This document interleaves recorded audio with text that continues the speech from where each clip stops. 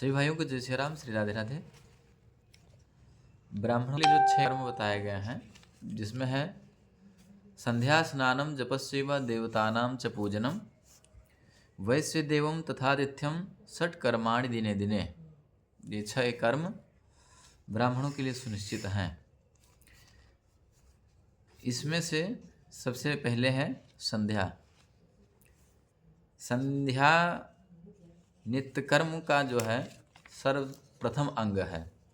यदि सर्वप्रथम अंग किसी ब्राह्मण का नहीं सही है तो ये समझ लीजिए कि उसके जितने भी आगे के कर्म होंगे वह सुगमता पूर्वक नहीं हो पाएंगे। कहते हैं संध्या स्नानम। संध्या, एक राजा थे, तो राजा के पास एक सोने की मूर्ति थी। वह राजा जो है उस मूर्ति को दान देने के लिए जो है काफ़ी संत और महात्माओं को बुलाया।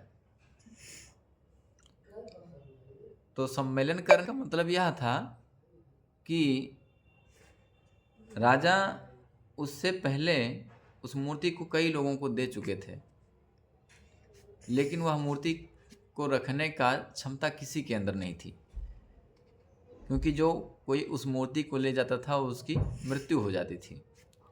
इसीलिए राजा परेशान होकर के जो है साधु और महात्माओं का सम्मेलन कराया और कहा कि यह मूर्ति की एक ख्याति है कि यह मूर्ति जो कोई भी दान लेता है तो सबसे पहले यह हाथ उठा करके जो है 3 अंगुली को उठाता है। तो हमको तो इसका मतलब पता नहीं, राजा ने कहा, अतः आप लोगों को पता हो सकता है। इसलिए यदि जो कोई इसको दान लेना चाहता है वह आ जाए। तो जैसे ही कोई उनके पास जाता मूर्ति के पास दान लेने के लिए और संकल्प कराता, तो पहले ही जो है वह मूर्ति हाथ उठा देता अपना, और हाथ उठाने के बाद में जो है पहले 3 अंगुली दिखाता, उसके बाद 2 दिखाता, उसके बाद 1 दिखाता। तो लोग नहीं समझ पाते थे।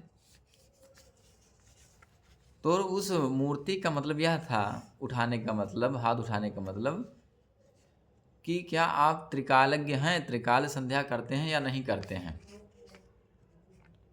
क्योंकि मुझको वही दान ले सकता है जो 3 बार संध्या करता हो दिन भर में। ये 3 नहीं करते हो तो 2 तो अनिवार्य ही है, और 2 नहीं करते हो तो 1 ही अनिवार्य है, कम से कम 1 तो हो। तो इस बात को कोई नहीं समझ पाया, और जितने लोग उस मूर्ति को दान लेते गए सारे के सारे जो है सभी का जो है राम नाम सत्य होता चला गया। तो एक महात्मा जी जो है त्रिकालज्ञ संध्या करते थे, वह आए और उनको राजा ने जब दान दिया तो मूर्ति हाथ उठा करके 3 दिखाया अंगुली। तो मुनि ने 3 का जो है इशारे में ही समझाया, यहाँ मैं 3 बार त्रिकाल संध्या करता हूँ। और जैसे ही मुनि ने उस मूर्ति को संकल्प विधि पूर्वक अपने हाथ में दान लिया, तो उस मूर्ति का इतना प्रभाव था कि उन मुनि का पूरा शरीर काला पड़ गया, नीला पड़ गया। लेकिन मुनि मरे नहीं, उनके तपस्या का प्रभाव था। लेकिन फिर भी देखिए कि कितना बड़ा उदाहरण दे रहा है कि 3 बार संध्या करने के बाद में भी जब राजा के द्वारा उस मूर्ति को महात्मा ने दान लिया तो उनका पुण्य जो है क्षीण हो गया। इसलिए दान भी हर जगह नहीं लेनी चाहिए।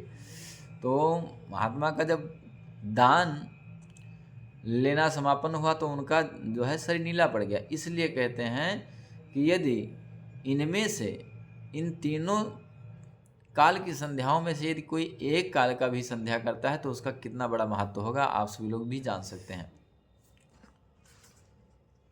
तो आगे की वीडियो में आप सभी को संध्या के विषय में बताया जाएगा।